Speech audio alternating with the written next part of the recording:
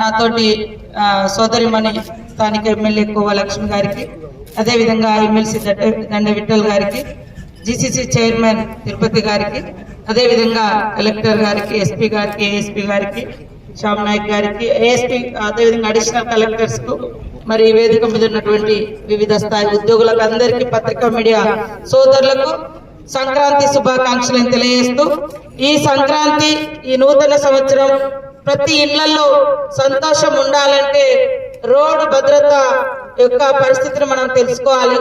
మనం రోడ్డు మీదకి వచ్చినప్పుడు భద్రంగా వెహికల్ నడపడం మూలంగా మన జీవితాలతో పాటు మనల్ని నమ్ముకున్న వారు కూడా మరి సురక్షితంగా ఉంటారు.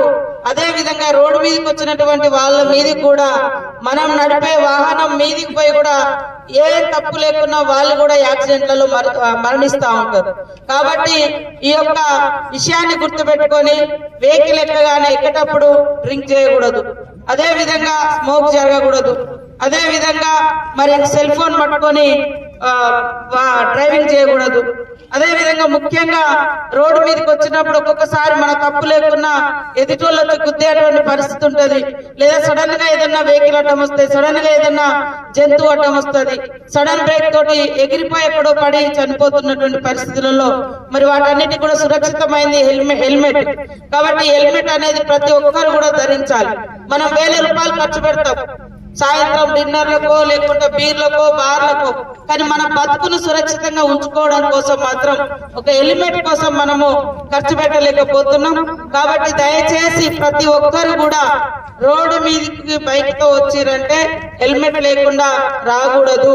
అది మన భద్రత, మనకు అవసరం, మన ప్రాణ రక్షణ.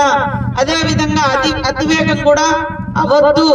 అతివేగం కూడా ఖచ్చితంగా మనం 1 గంట ముందు బయలుదేరినా పర్వాలేదు, కానీ అతివేగం కూడా మన ప్రాణంతో పాటు మనం వేగంగా పోతుంటే మన వెహికల్స్ కు ఇతరుల ప్రాణాలు కూడా బలయ్యేటువంటి పరిస్థితి ఉంటుంది. కాబట్టి ఈ భద్రత మరి జాతీయ రోడ్డు భద్రతా మహోత్సవాల సందర్భంగా సడక్ రక్షణ అభియాన్ యాత్రను ఈ రోజు మనము ప్రారంభించుకోవడం చాలా సంతోషం. ప్రతి ఒక్కరు కూడా ఈ ప్రోగ్రామ్ లో పాల్గొని మరి రోడ్డు భద్రత వాళ్ళు వేసినటువంటి కరపత్రంలో వివిధ అంశాలు దాదాపుగా 27 ఉన్నాయి. వాటన్నింటిని కూడా చదవండి, తప్పకుండా అందరికీ సురక్షితంగా ఉంటాం.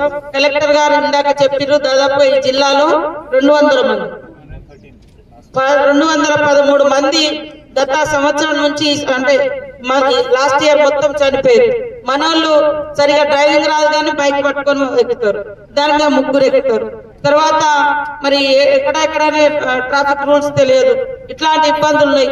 కాబట్టి అవన్నీ కూడా నేర్చుకోవాలి, డ్రైవింగ్ చక్కగా రావాలి, హెల్మెట్ ధరించాలి, బైక్ మీద 2 కంటే ఎక్కువ ఉండకూడదు, ఇవన్నీ కూడా పాటించాలి. ఈ సంవత్సరంలో ఒక్కరు కూడా మరణించకుండా ఈ రోడ్ల మీద యాక్సిడెంట్లతోటి మనము చర్యలు తీసుకోవాలంటే ఖచ్చితంగా హెల్మెట్ ధరించాలి, ఈ రూల్స్ పాటించాలని కోరుకుంటూ ప్రతి ఒక్కరికి కూడా సంక్రాంతి శుభాకాంక్షలతో